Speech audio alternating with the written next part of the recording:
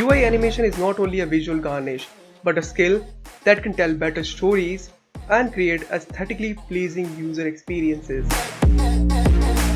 So much of animation on Instagram, Dribble, or even Behance can seem daunting. There's so many tools out there.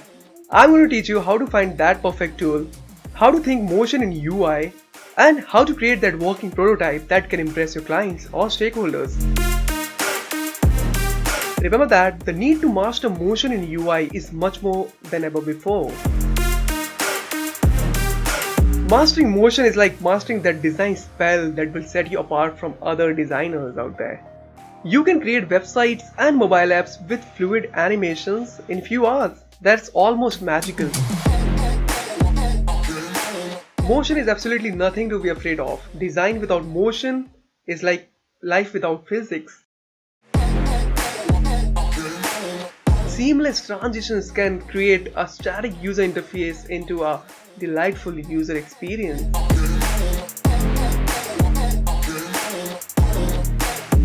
I want to take some mystery out of design so you can feel confident and you can create user-friendly products. I am going to expose you to fundamental concepts about motion in UI. I'll be discussing things that I wish I knew in the start.